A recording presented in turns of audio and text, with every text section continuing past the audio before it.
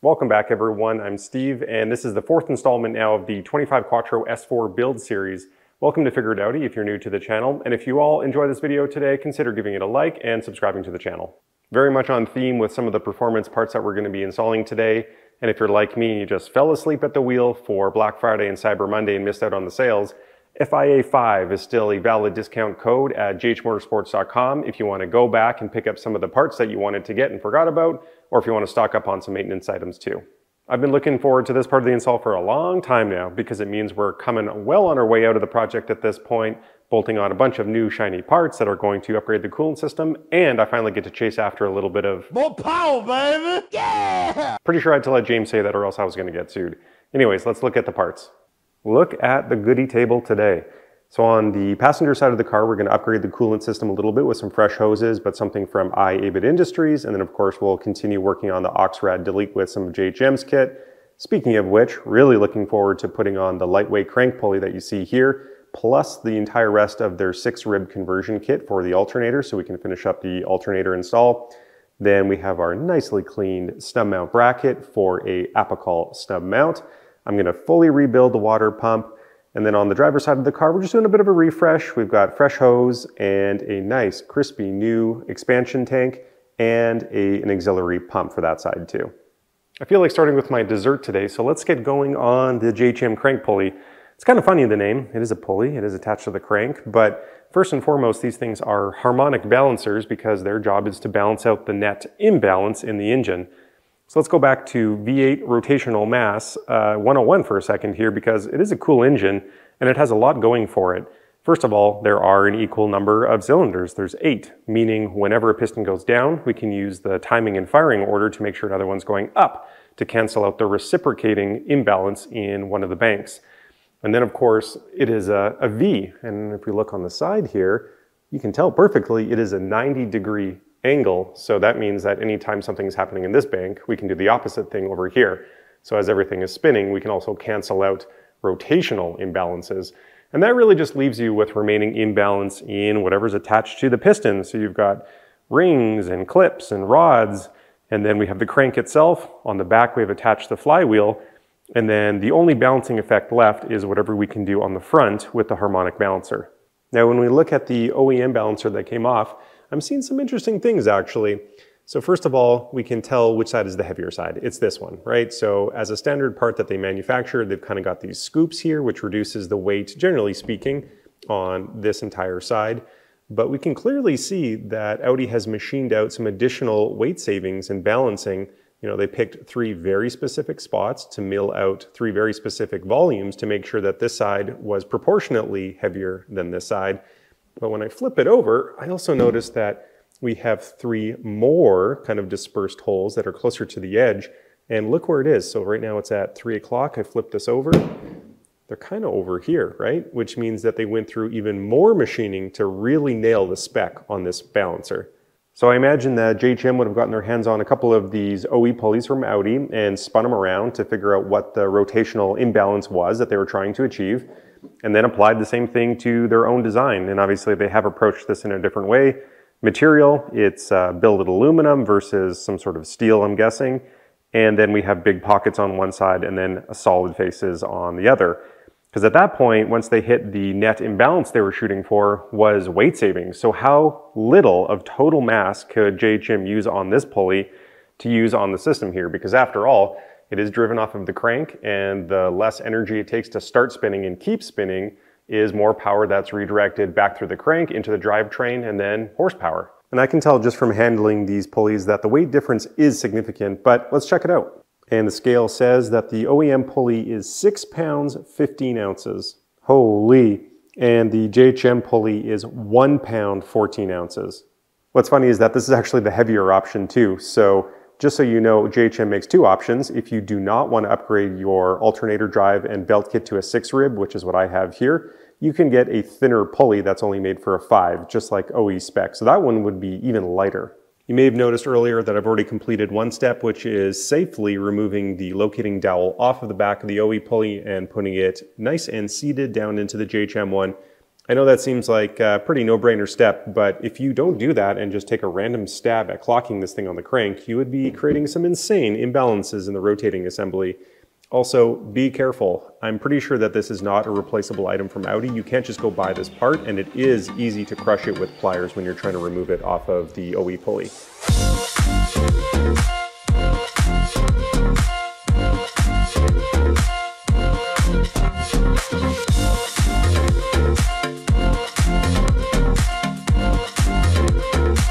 You saw it took me about 1 whole minute to put this pulley on. Such an easy no-brainer pulley upgrade to do while you've got the front carrier off. And speaking of which, I'm just going to pop back on my front snub mount bracket here. And again, so glad I got all these things vapor honed. Everything just looks so much more clean up here.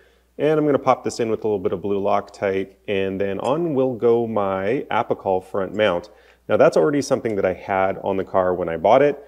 And I had a front snub mount on my old A4 B7 as well, and I found that it really did make a difference once I had the motor mounts on that car done too.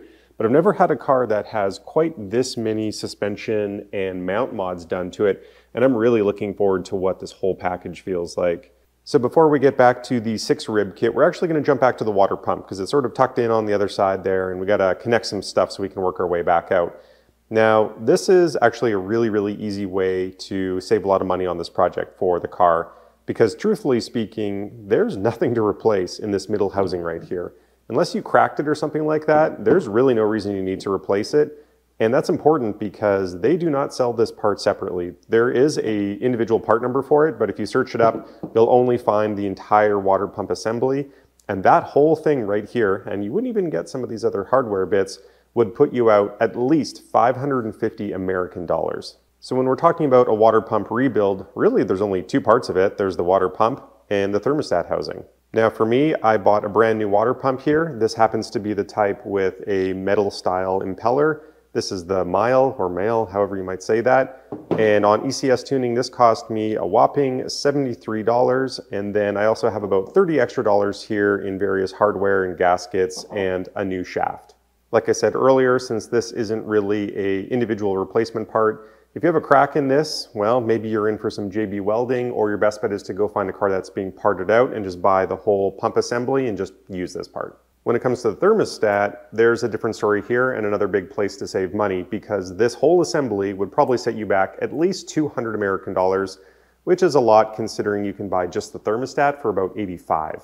I know this might seem a little contradictory to the rest of my approach here, but I'm actually not going to replace my thermostat. It's been working fine. It looks like it's in fantastic shape. And if I really needed to, this is actually the furthest thing out on the side of the car and actually pretty accessible from underneath. So if it goes wrong in the future, I'll just change it, but for now, I'm saving the money. So let's do it. Let's rebuild the water pump. I feel like rebuild is too generous a term because this is so easy. Anyways, we'll start with the back side of the water pump itself, and I don't know, for right or for wrong, I always lube up my my gaskets and O-rings and stuff like that that are going to be in the cooling system.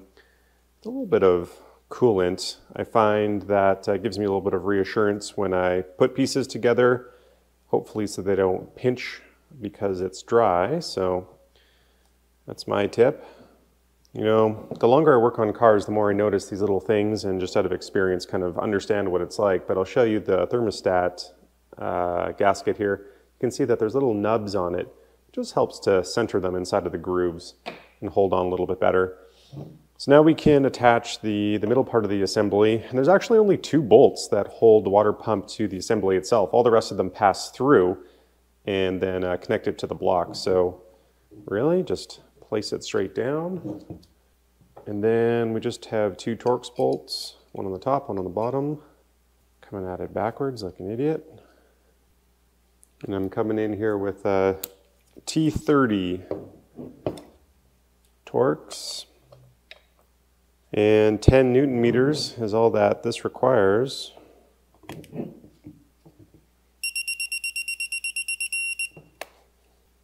Halfway done already. Same thing, just load up the thermostat housing gasket, a little coolant lubricant. And while you're watching me slowly work and thinking to yourself, you know, this is pretty easy, I could definitely do this myself, why don't you just scroll down a little bit for a second and hit like on the video and maybe throw me a subscribe too. There we go. Pretty much a fully rebuilt water pump assembly, and my cost was $100. I admit that was a bit of a cheater version of a rebuild because I skipped the hardest part. If you wanted to actually replace the thermostat, there's two arms on the housing there, and you actually have to depress the thermostat, give it a quarter turn, and then pop it out. And yeah, it can be annoying. So you got me there. But now it's time to do another important step, which is make sure that the shaft is installed correctly. And I'll show you what I mean by shaft, because I was actually kind of interested when I started working on this car to find out that there's very few things that are driven off of the crank pulley. Usually in a car, it'll drive, at least AC compressor, maybe the power steering, alternator, stuff. But in this case, this engine only drives the alternator, and everything else is actually driven off of splines and shafts like this, back off of the oil pump. And that's the case for the water pump here too. So it's actually very key that when you install this thing here into this hole, that it actually lines up with the hex shape all the way back there. Because I'll give you a quick example of how far this needs to go in. I can feel it engaging here, and now it's going to slide in. It's almost not reachable. I'm going to have to grab pliers to pull this back out. It has to be set way in there, so don't just slide it in and think that it's engaged. Oh, I just pushed it in further, because it may not be. I just pulled it out. You can see there's oil on it, so give it a coating of oil before it goes in too. And note that even when it is inside, you're going to have to pre-clock the back of the water pump to make sure that its hex little drive right here is lined up too, because it won't be able to turn inside of the engine housing, so you're going to have to make sure that it's ready to receive it on the other end here. I'll show you really quick the purpose of replacing the shaft, because as you can tell it's a new one going in. See that? When the light catches it just right, about ½ an inch off the end there on both sides, it does get worn. It's still holding its hex shape quite nicely, but slowly but surely on both the water pump side and on the drive side, it is being rounded off on the edges, so may as well do it. Likewise, we've got two fresh O-rings going in, and they're pretty important too. The green one on the right goes into the same hole as the shaft, and that's going to be stopping any oil leaks. And this big fat guy goes top left, and that's the outlet for the water pump.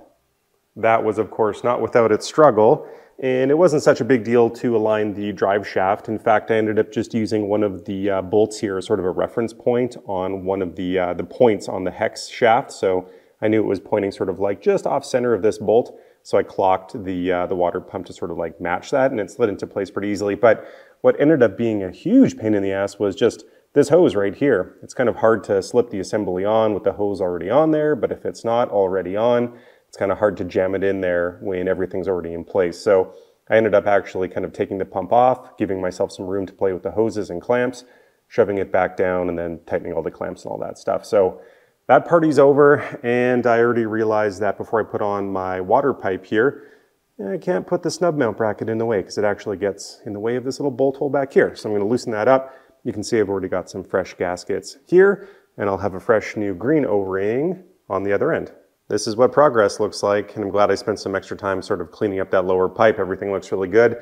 Speaking of which, I did some more cleaning just now. I pulled out the bracket that's sort of mounted to a cross member here. This is what holds the driver's side radiator.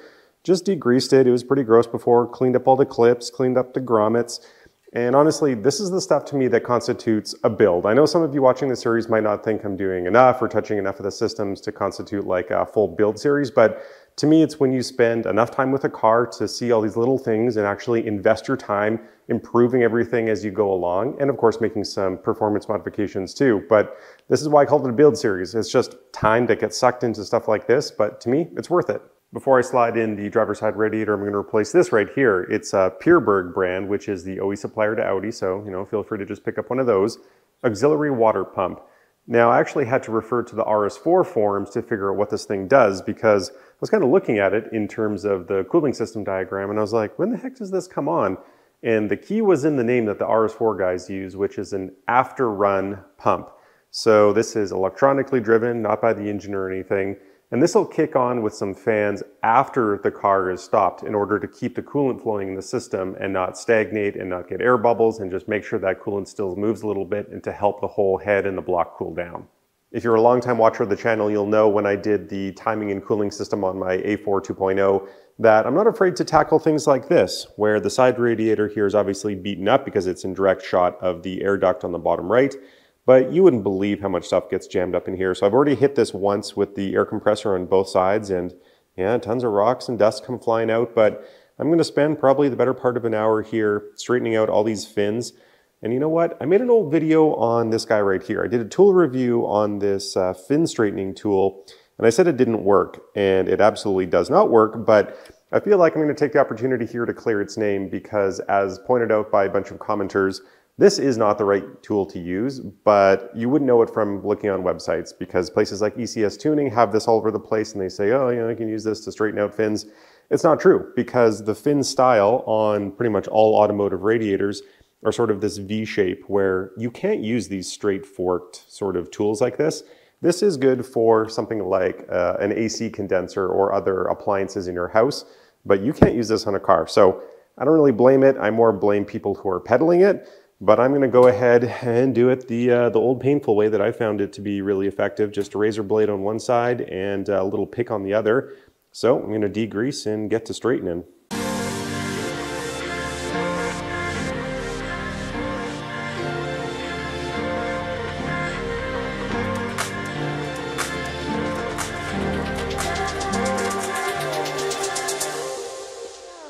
All done. She's looking really nice. And yeah, that took me way over an hour. But if you would have seen it before, there was a sort of a section about the size of my fist on the bottom and the whole top section was all beaten in. And now it looks really, really good. And you can see through every single row, top to bottom.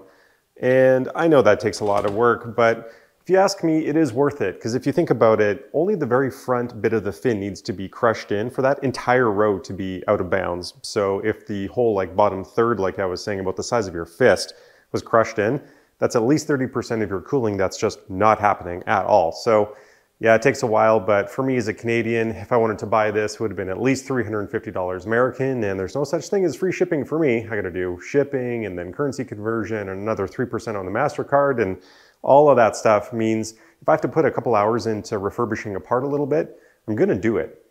I also spent some time cleaning up the hoses. It's really important that you get all the oil off of anything that's sort of in the blast zone of failed valve covers, like much of the hoses were.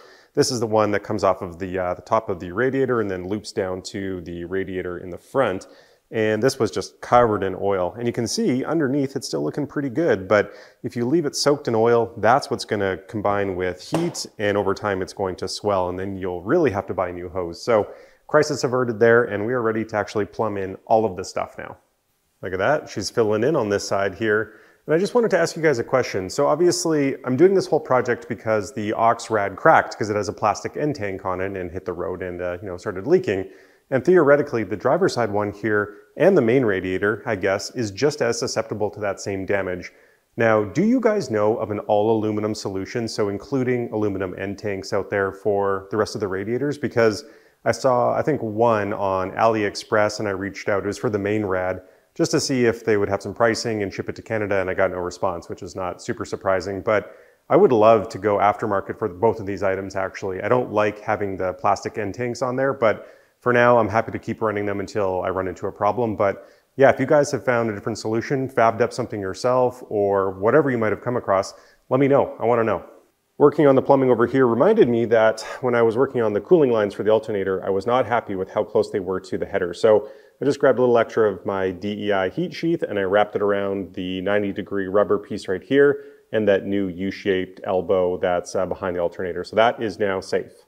Like I said earlier, in a build series, it's about the little things that make everything look good, and that is exactly why I have a fresh, crispy white expansion tank for the coolant, and actually I bought one for the windshield wiper fluid too.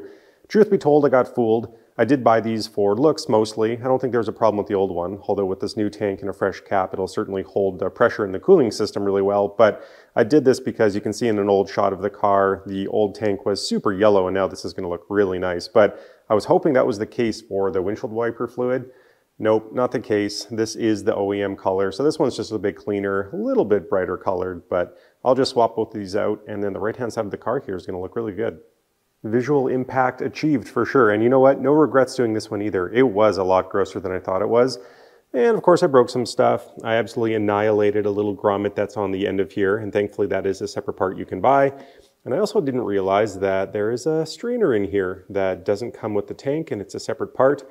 So I've got my old one in here and it's kind of gross, so I'll probably buy a new one too. But FYI, that is a part of it. And now, just to prove I'm covering the bases here, I did it at the end of last episode when I had more room still behind the engine, but I swapped out the coolant temperature sensor, so here's whatever usable footage I still have of that. This guy, the good old-fashioned 4-pin green coolant temperature sensor. It's a whopping $6.39 from FCP Euro, so why not? Now you have the warranty on it too. And FYI, it does come with the O-ring on it. It says you need to buy it separately. You don't. It comes with it. But I did decide to get an extra little C-clip. I'm on the final leg of the journey now that I'm on the passenger side of the car doing the cooling system upgrade, and it is really cold today. It's about minus 30 degrees here in Edmonton, which is like minus 22 Fahrenheit. So very, very cold, and cold working on the floor to the point where actually the heater in the garage, I now know, can only really get this garage up to about 14 degrees Celsius when it's really cold. It just can't work any harder. So it's chilly in here. Anyways, I was eyeballing up this side because obviously we are removing this auxiliary radiator. We've already talked about that, but JHM doesn't really specify all the other little things where there's actually weight savings involved that will come off in the system. For example, this bracket right here that usually sandwiches in by the air pump, don't need that because this really just exists to hold up the radiator. And then we also get to not use little things like this. We don't need this hardware here. We don't need this one here. But I've just been kind of looking at how that affects other things that are related to it, because the air dam here, it actually has bolts and speed nuts that would typically go onto the side of the bracket here, right here, and there's a few other little spots on the car. So I'm just trying to look forward to see how I'm going to be securing some things like this in the future. Meanwhile, I finally get to tackle a really cool upgrade on the upper radiator hose here, because in previous episodes we already talked about this length of hose. This is for the auxiliary radiator that we're deleting, so this is also deleted. We don't care, it's gone. And I could have reused the upper radiator hose, but truthfully, I really don't want to, because you can see that it's been coated with oil, just like a whole bunch of other things that were in the blast zone of the valve covers. It's swollen, and I just don't want to put myself in that position. But if you worked around these cars before, you also know that this little plastic joint here with the kind of little spigot sticking out tends to heat cycle and break or leak at the very least, and I don't want to put myself in that position either. So I have a Rhine brand from FCP Euro, once again, that I got on for the upper radiator hose, and it comes with tons of joints on it, all the clips. This is amazing because what it means is I get an absolute bounty of compression clips here, these hose clamps that I get to take off and reuse. You can never have enough of those. So I'm going to use this one here. However, I have a really beautiful cast aluminum upgrade from IABED Industries that replaces that plastic piece that I'll put on there. And to make sure that I'm capping off the old coolant line that used to run out to these hoses right here, JHM provides a nice 4-ply silicone cap to just cap off that run. Look at this, looking nice. So she's in, new parts, capped off. Complete harvest here of some extra hose parts and sheathing and clamps and some extra joints that I can now sell. Try to get some money back on this project. What was really interesting though is this piece right here. So it's the middle one. It's not the very bottom one that goes out to the aux-rad hoses. It's not the top one. It's sort of just like a central one. Check that out. That was almost a full-blown coolant leak from both sides. And I actually saw a little bit of that brown kind of peeking through the hose, and I kind of wondered what it was way back when, but I'm really glad I replaced that entire length of hose. We have not done a project board update together in a while, so let's do that. We did the crank pulley, we did water pump and all that stuff, water pipe seals, radiators in on the driver's side, coolant temperature sensor on the back. This bypass valve one we'll actually talk about later when we do some more intake manifold stuff, but all of these hoses, new tank is in, and we are finally looking towards the bottom here, airbox. Now I know it might seem like a weird thing to talk about right now, but it's actually not, because remember in this episode it's all about cleaning up the cooling system and filling in some areas so we can finally figure out what to do with the other 2 lines that need to come off of the thermostat here, so we can run it out in front and set up our external oil cooler. Space restrictions aside, it's actually a really important decision whether or not you're going to run your stock airbox, and I bet you anything you've thought about running a cold air intake too, right? We've all seen people who have maybe the 034 Motorsport elbow back there that goes into the mass airflow, and then maybe there is just a 3.5-inch, 4-inch tube with a big old cone filter on it, and people just get rid of this box entirely. But there are definitely problems with doing that. There is a ton of stuff happening in the stock air box. So we talked about one of them before, but we didn't really explain what's going on because of that. So I said there is a scoop that pulls out air from down here and it comes into this hole in the bottom of the air box, but this is vacuum actuated. And I spent some time cleaning this up real nice, but it's actually super, super important because that hose actually comes out to this vacuum line that we've already replaced with that vibrant stuff, runs all the way to the front. And this is what actually connects to the vacuum lines right here onto the actuator. And then the little pivot arm on the other side of that is what flips the intake runner blocker on the intake manifold. And that is absolutely a function you need to consider.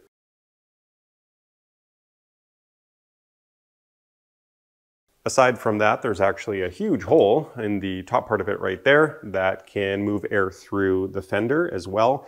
And then the fourth consideration is the secondary air injection pump.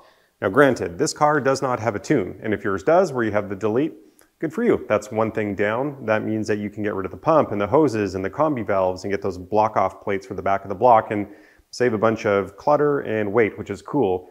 But that's something that I'm not ready to do, and I also need to consider. So my decision right now, until I figure out a design that can fully take care of all of these elements to make sure that I'm actually gaining performance, like true performance gain, and I'm talking intake temperatures, airflow, the whole 9 yards. I want provable data that says that my design is going to be a good one, which I'll think about over time. I know companies have said that they've been working on it for a while, but we haven't seen anything come out on the market, have we? So I'm just going to revert to the stock air box, sort of refurbish it a little bit, and just continue on with the build like that. Airbox is in, fresh orange filter popping through there, and I'm just in the process of upgrading, not really upgrading, replacing the N80 valve, the purge valve in the back because it's near the airbox. And I ran into yet another broken part, and not that I'll really complain about that, but I just thought this would illustrate sort of what's going on with this car. You know, usually there's a rubber hook right here and it would help attach the valve to the back of the air intake tract, but I just wanted to say that because this is one of dozens, truly, of things that are on my growing shopping list at all times. And obviously as a Canadian, I have to choose my moments carefully to order stuff from, you know, FCP, JHM, ECS, whatever it might be, because it costs me a lot of money. But I just wanted to address the fact that I am kind of restoring, and I use that word carefully, restoring the car back up to a little bit below perfect. But I mean, I'm replacing every rusted bolt, nut, cracked rubber and plastic pieces. Like any part that I come across that's broken that should be attached to something, I'm figuring out what it is in the catalog and then ordering those parts. And that is honestly why this is taking me a little bit of time. And I wanted to address the fact that in the first episode I said, you know, in 3 weeks there's a big project coming to the garage, so this car had to be done. I'm well past the 3 weeks now. I just want to acknowledge that that thing is still happening in the spring now. I just pushed it because of stuff like this. I found that I was diving into it and uncovering all these little things that I wanted to improve or fix in general that I was going to need more time. It's going to be a while till I dive super deep into this car again, into these fine little details all around different systems. So I want to do it right. So that project has been pushed. Still coming later, but I just wanted to give you guys an understanding of what's going on here. Now that we're done mucking about over here, we have every reason to finish off this episode with a bang and finish installing the rest of the 6-rib kit from JHM. Looking at the new versus the old, you might notice that there's actually a little more in this system than there is here, because what we're looking at is the old alternator pulley, an idler pulley, and then the tensioner, and of course the 5-rib belt. But over here, we only have an alternator pulley, and then just these items here, which is part of an automatic tensioner. There actually is no idler pulley running in this system. I'll weigh out the difference of the old components versus the new ones in a second because there is a weight savings to be had yet again on doing this upgrade, but the biggest advantage is actually something that I can't make use of yet. So if you had a supercharger, the benefit to going to JHM's pulley system is that the belt is obviously wider, so it has more grip, but you'll notice in a second that the edges on the pulley is a lot higher. So the old pulley, you would actually have the belt running at the same height of the lip of the pulley, meaning with a little bit of vibration, maybe if it was loose a little bit, you could actually toss the belt off pretty easily. But on this one, you'll notice that the belt sits below the edge of the pulley and it would be a lot harder to do that. Looking at the weight of just the components themselves, no hardware, the OE system is 2 pounds and 11 ounces. And the JHM components clock in at 1 pound, 15 ounces. This install should be pretty quick and easy, so let me take you along for the ride. Now, step number one seems like I'm already going to be rolling the dice because JHM says it's very important to remove any spacers that are inside of the alternator right here. So whether it's the older models that have the Delphi alternator or the 05 and onwards, like mine, that have the Hitachi, most of them have a spacer, but I really don't think I do. And the reason that I'm saying that is because based on the depth of this like back part of the pulley here that will sink into that space, if it had any more opportunity to slide inwards, I would be making contact on the second step here on the front face of the alternator, to the point where if I tighten down the big 24mm nut on the front here, I'd be shoving it into the alternator and it would actually like not be able to spin. So if I'm wrong, well, I guess I'm just wrong, and I'll figure out that's the case when the belt gets settled onto the crank pulley and this pulley, and I can go from there. But I think I'm in the 1% here, and that's how I'm going to proceed. So we've got a little bit of Loctite plus pulley plus nut plus the old belt on there for tension plus ugga-duggas. Now, the most unique part of this kit is actually this piece right here. And the reason I never tightened down this bottom alternator bolt before was that JHM actually has a replacement part for this that actually holds this little tripod here into place. You can see the bolt that JHM provides is not only countersunk, which is going to look really nice on the front, but just a little bit longer than the OE one, obviously to just make up for the room of the bracket that we're about to add. These all go down to 20 foot-pounds. Now here's really where the rubber hits the road on this kit, and the reason for this bracket, which is the new tensioner, like I mentioned before, is an automatic tensioner. So there's a big spring in here that is going to work against this bracket and automatically apply tension to the belt. Whereas the OE tensioner was just the old slider style. So you have to tension it and then tighten down the bolt, but it's just using this groove in the track to slide the tensioner into the final place. There's no automatic tensioning happening. And made in Canada. Love to see it.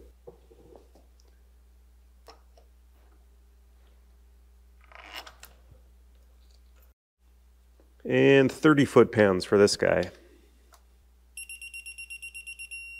As for installing the belt, go wrench in hole, and we will pre-run the belt, kind of like this.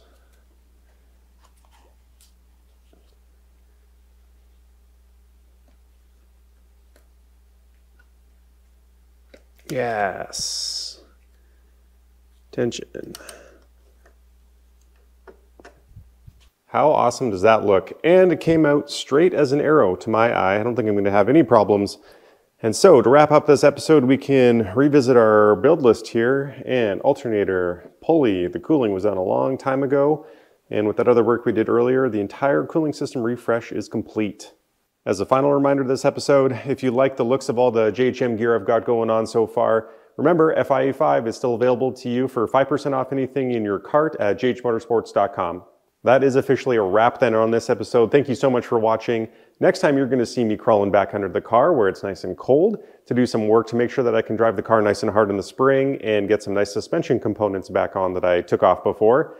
And then also I've got some more parts on the way. I've decided that now that I have a little bit extra time in the project, I'm going to order a couple of new things and we're going to do some more performance stuff and longevity mods to the car. If you've enjoyed watching this episode, maybe learned a thing or two, maybe decided to buy a couple items that I've been using on my car too, give the video a like, subscribe to the channel, hit the bell, all that normal YouTube stuff. I'd really appreciate it. Thanks. See you next time. Ooh, I'm weak. And slip this on. Gonna stand up for this.